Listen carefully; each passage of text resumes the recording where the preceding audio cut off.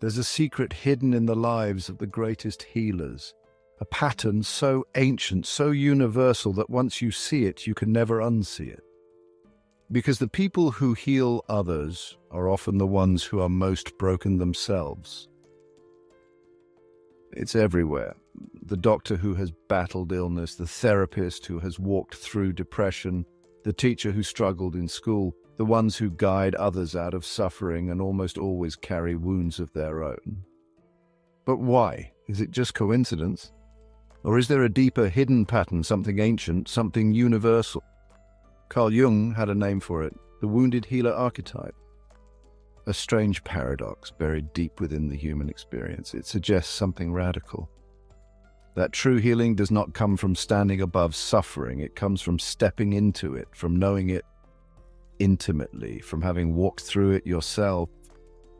And this idea, this pattern isn't new. It is woven into our oldest myths, our sacred texts, our histories.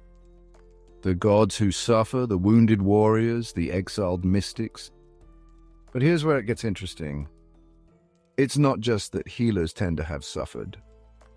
It's that their suffering itself is the source of their power. Because when suffering is met with awareness, when it is fully confronted, fully understood, it transforms.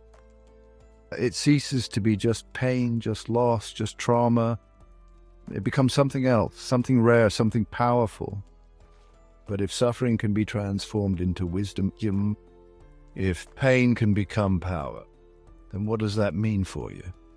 Because this story, this archetype, this wounded healer, it is not just about myths, it's about you. But to understand this fully, we need to go back to one of the oldest stories of all. The story of a healer who could cure anyone except himself. In the Age of Heroes, there was a centaur unlike any other. His name was Chiron. Unlike his wild, untamed kin, Chiron was wise, noble, learned. He was a master of medicine, a teacher of gods and mortals alike. The greatest heroes of legend, Achilles, Jason, Asclepius, trained under him. Kings sought his counsel. Even the gods respected his wisdom. He was, by all accounts, the perfect healer. But Chiron carried a wound, a deep, incurable wound. One day, through an accident of fate, he was struck by a poisoned arrow. The venom burned through his immortal veins, searing his flesh, twisting his body in unrelenting agony. And yet, he did not die. Immortal as he was, death would not take him, nor would time bring him relief. He was trapped, doomed to endure endless suffering with no hope of escape. A healer who could cure anyone, except himself. Pause for a moment and think about that. The therapist who guides others through their darkness, but cannot seem to escape their own. The mentor who gives the best advice, but never follows it themselves. The doctor who saves lives, but neglects their own health. The mother who nurtures everyone, but never allows herself to rest. The Greeks saw something profound in Chiron's suffering. They saw that wisdom is often born out of pain, that suffering, when met with awareness, becomes its own kind of teacher. And this is why Chiron was more than just a healer. He was a guide, a mentor, a figure who led others toward their own greatness. Because he knew what it meant to hurt. But here's where the story takes a turn. Because despite his pain, Chiron did something extraordinary. He made a choice. He chose to give up his immortality. After years of suffering, he saw a way out. He could take the place of another, Prometheus, the bringer of fire, the one condemned to eternal torment for giving mankind the gift of knowledge. And so, in an act of ultimate sacrifice, Chiron exchanged his own suffering for another's freedom. Now consider what that really means. An immortal being doomed to suffer forever finally finds a way out. But instead of escaping, he chooses suffering over selfishness. Why? Because his suffering had already transformed him into something more, something beyond just a healer, a teacher, a guide, a force greater than himself. And this is what sets the true wounded healer apart. Not the suffering itself, not the wounds, but the transformation. So what does that tell us? It tells us that suffering, real suffering, is not the end of the story, that there is a way to transform it, that our wounds, if we meet them with awareness, can become a gift. And that brings us back to the question we asked at the beginning. If suffering can be turned into wisdom, if pain can be turned into power, then what does that mean for you? Because this pattern is not just found in myths, it is found in real life. And it's found in one of the oldest spiritual traditions in the world. And to see it clearly, we need to step into the world of the shaman. Across the world, in cultures that have never met, that share no language, no written history, one figure appears again and again. A figure who walks between worlds, a healer, yes, but one who does not heal in the way we think of today. This is the shaman, and the way they become a healer is unlike anything we could imagine. The shaman is not chosen, they are taken. It begins with sickness, a wasting away of the body or the mind. They are seized by visions, tormented by dreams, stalked by spirits no one else can see. To their family, to their village, it looks like they are dying. But the elders know better. This is an initiation, a sacred breaking. Because to become a healer, the shaman must first be wounded, and this ordeal is not metaphorical, it is brutal. Among the Yakut people of Siberia, it is said that the spirits of the underworld take the chosen and tear them apart. They rip out their bones, they boil their flesh, they replace their body piece by piece, forging them anew, crystals in their heart, iron in their spine. In the Arctic, the Inuit tell of spirits that devour the shaman-to-be, grinding them to dust before spitting them back out, transformed. And if they survive, if they endure this descent into madness, into death, they return, and they return with a gift, the power to heal. This is the oldest form of the wounded healer archetype. The idea that to heal others, one must first endure suffering oneself. But why? Why does this pattern appear everywhere, from the frozen tundras of Mongolia to the rainforests of the Amazon? Why is it not enough to simply learn the craft of healing? Why must the shaman be broken first? Because healing is not about knowledge, it is about transformation. The shaman does not simply understand suffering, they have lived it, they have faced pain, despair, death itself, and they have returned, changed. This is why they can walk between worlds. This is why they can guide others. They have made the journey first. Does this sound familiar? A descent into the abyss, a confrontation with suffering, a transformation through fire. This is the story of Chiron all over again, but now we see it in its rawest, most primal form. The wounded healer, not as a philosopher or a doctor, but as something ancient. A figure who must be broken to become whole. Carl Jung saw this. He believed that the shaman's journey was not just an ancient ritual, it was a psychological truth. He saw that it mirrored something we all go through, whether we realize it or not. He called it individuation, the deep and difficult task of becoming whole. And it is not just something that happens in distant tribes. It happens today in ways most people never recognize. It happens when someone survives a breakdown and emerges with new insight. It happens when trauma forces someone to reevaluate everything they thought they knew, and they come out the other side with a new perspective. It happens when someone walks into therapy for the first time, terrified and uncertain, and years later they find themselves guiding someone else through the very same darkness they once faced. The path of the shaman is the path of the healer. It is the journey of losing yourself and coming back changed. But this is only the beginning, because while myth and ritual give us an ancient model of the wounded healer, it is Jung who brings this archetype into the modern world. And to understand its true power, we must look at the man himself. In 1913, Carl Jung was on the verge of madness. He had just severed ties with Sigmund Freud, his mentor and closest intellectual ally, And now, alone and adrift, he began to experience strange and terrifying visions. Images of blood filling the streets, of monstrous figures emerging from the unconscious. He feared he was losing his mind. But instead of resisting, he did something extraordinary. He let it happen. He sat with the visions, he spoke with them. He recorded them meticulously, sketched them in great detail, engaged in a direct dialogue with his unconscious mind. And what he discovered would change psychology forever. Jung called this process active imagination, a method of confronting the depths of the psyche rather than avoiding them. And through this descent into his own mind, he not only survived his crisis, he found something profound. He realized that healing does not come from suppressing pain, it comes from meeting it directly.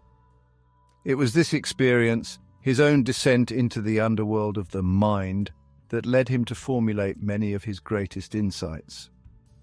The concept of the shadow, the hidden, repressed parts of ourselves.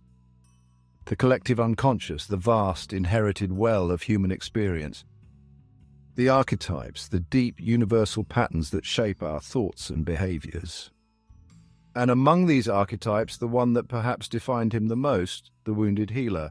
Jung understood something radical. A healer is not simply someone who has knowledge. A healer is someone who has suffered. And crucially, someone who has transformed their suffering into wisdom. He wrote that the doctor is effective only when he himself is affected.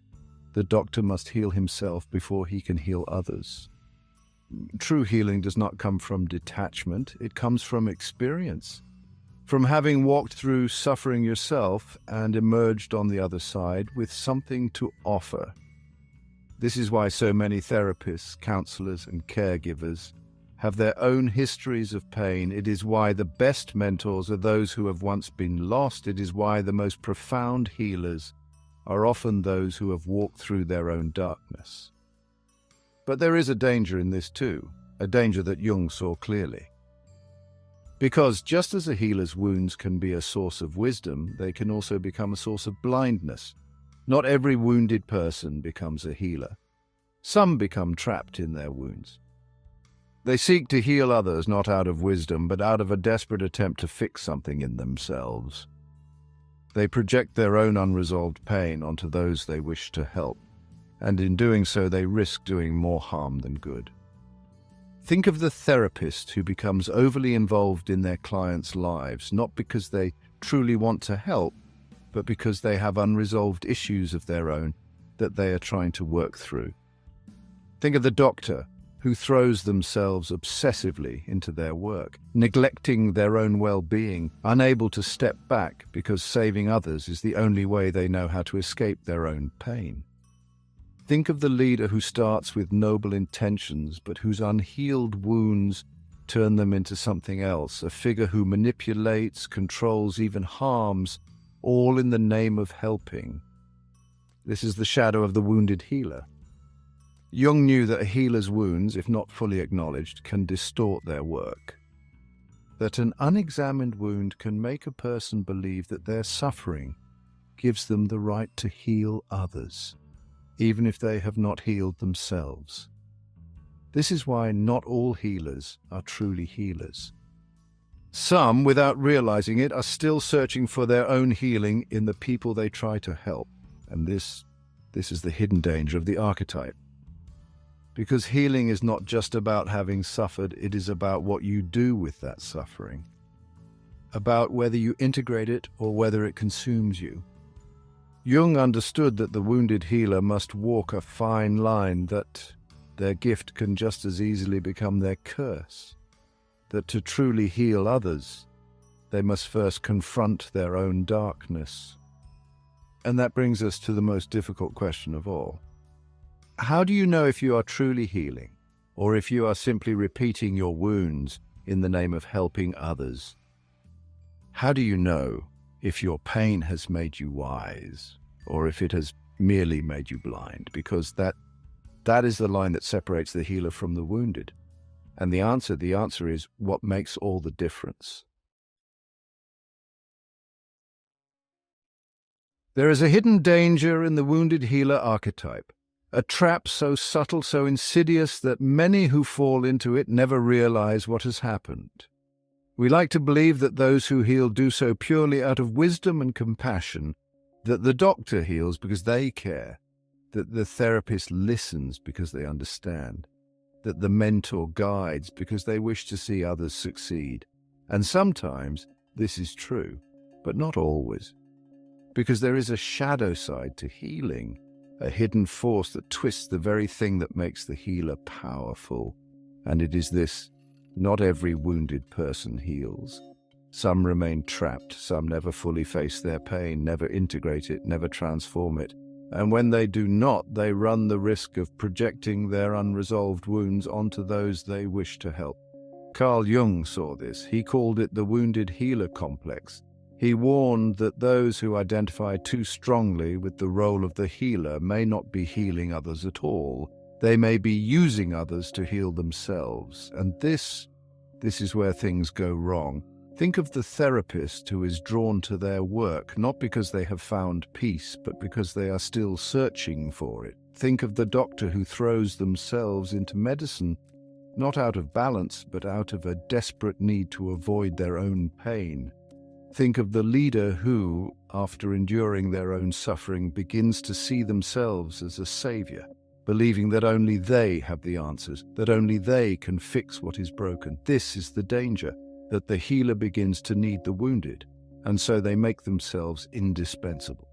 They become the one with the answers, the one with the solutions, the one who is always right. They do not empower, they do not guide, they control. And perhaps worst of all, they do not see it. Jung understood that an unexamined wound can make a person believe that their suffering gives them a right to heal others. But suffering alone does not create wisdom. Experience alone does not create clarity. To be a true healer, one must first have confronted their own darkness, not once, not briefly, but fully. They must have sat with it, examined it, and most importantly, let go of it. Because a healer who cannot let go of their pain will never truly heal. They will simply recreate it in others. This is why some of the greatest dangers in history have come from those who started as healers, as guides, as visionaries. The cult leader who begins with a message of love but slowly bends their followers to their will. The spiritual teacher who preaches enlightenment but secretly seeks validation. The politician who promises to heal the wounds of the people, but in doing so only deepens them. The shadow side of the healer is not just about failing to heal, it is about something far worse. It is about mistaking control for healing. It is about seeing oneself as the only answer. It is about keeping people dependent rather than setting them free. And this is why the wounded healer must be vigilant. This is why the greatest work a healer must do is on themselves. Because the moment healing becomes about the healer's needs, the moment it becomes about validation or control or identity, it ceases to be healing at all. And so the question must be asked, are you healing because you wish to help, or are you healing because it makes you feel whole? Are you guiding others toward their own strength, or are you keeping them in their wounds so that you remain needed? This is the difference. This is the line. And those who do not see it are doomed to cross it. Because true healing, real healing, requires something most are unwilling to give. It requires that the healer step aside, that they remove themselves from the process, that they become not the center of the healing, but simply a guide, a light, a presence that points the way but does not walk it for others. And those who fail to do this, they may continue to believe they are healing, but in truth, they will have become something else entirely. And this brings us to the most difficult question of all. If pain can turn into wisdom, if suffering can transform into power, then how do we ensure that transformation is real? How do we know when a healer is truly healed? Because that is the only thing that separates the healer from the wounded. At some point in life, we all ask the same question. Why did I have to go through this? Why did this happen to me? It is a question that lingers in the minds of anyone who has suffered, and often there is no answer, no reason that feels satisfying. But sometimes, if we look closely enough, we begin to see something else, something unexpected. We begin to see that our pain, if we allow it, can be transformed into something greater. This is the final secret of the wounded healer archetype. The understanding that our deepest wounds are not just burdens, they are gifts. Not in the sense that suffering is something to be sought or that pain is noble, but in the sense that what we learn through suffering can become a source of healing for others. This is what separates the true wounded healer from the false one. The true wounded healer does not cling to their wounds. They do not wear them as a badge of honor. They do not let their suffering define them. Instead, they take what they have learned and they offer it freely. Think of Viktor Frankl, the psychiatrist who survived Auschwitz and later wrote Man's Search for Meaning, a book that has helped millions of people find purpose in their suffering. Think of Nelson Mandela, who spent 27 years in prison, yet emerged with a message of reconciliation instead of hatred. Think of the people in your own life, the ones who have been through hell yet somehow found a way to turn their pain into something meaningful. And it is not just the famous figures, it is the former addict who now helps others out of addiction. The person who has faced grief and now knows how to sit with someone else in their sorrow. The child who grew up in chaos and now builds stability for others. These are the modern wounded healers, the ones who have transformed their wounds into wisdom. But this transformation does not happen automatically. It requires choice, a decision. A moment of realization that we do not have to remain trapped in our suffering, that we can choose to use it, to let it shape us rather than define us. And this is where healing truly begins, not when we try to erase the past, not when we pretend the wounds never happened, but when we look at them and say, I see you, I acknowledge you, and I choose to use you for something greater. This is the path of the true wounded healer. Not to be trapped in suffering, not to seek to save others out of a need for validation, but to take what was once a source of pain and turn it into a source of light. Because the true wounded healer does not heal for their own sake. They do not seek recognition. They do not seek validation. They do not even seek to be a healer. They simply walk their path, knowing that by doing so, they may, along the way, help others find their own. And that is where true healing begins. There is a moment in every great story when the hero, after trials and tribulations, finally understands the purpose of their journey. They look back and realize that the pain, the struggle, the descent into darkness, it all had meaning. Not because suffering itself is noble, but because it shaped them into someone capable of more. Someone capable of offering something to the world that they never could have before. And this moment, this turning point, is not just found in myths, it is found in life, because whether we see it or not, we all carry wounds. Some are small, the quiet disappointments, the unspoken regrets. Others run deeper, carved into us by loss, failure, betrayal. But the truth is, no one escapes life unscathed, and that means every single one of us has a choice. We can ignore our wounds, we can let them define us, keep us bitter, make us resentful, we can try to bury them so deep that we never have to feel them again.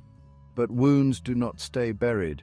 They surface in ways we do not expect, shaping our thoughts, our actions, the way we see the world. Unacknowledged, they fester. Unconfronted, they control us. Or we can take another path.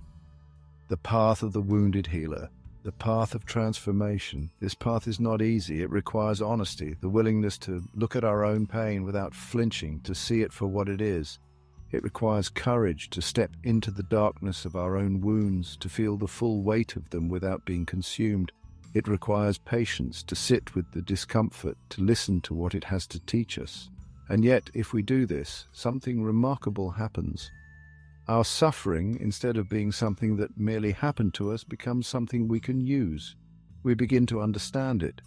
And through that understanding, we gain the ability to help others who are going through the same thing, not as saviors, not as martyrs, but as guides, as people who have walked the path, who know the terrain, and who can say with certainty, you are not alone.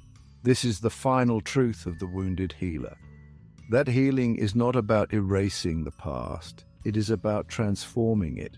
It is about taking what was once a source of pain and turning it into a source of light. And this transformation, this alchemy of suffering into wisdom, is not reserved for a chosen few. It is not only for therapists or doctors or spiritual teachers. It is for anyone who chooses to step onto this path. It is for anyone who dares to look at their own wounds and see not just loss, but potential. And so the question remains, what will you do with your wounds? Will you let them define you? Will you let them keep you small, keep you afraid, keep you trapped? Or will you face them, learn from them, grow from them? Because that choice, in the end, is what makes the difference. The wounded healer is not someone who has suffered. That is only the beginning.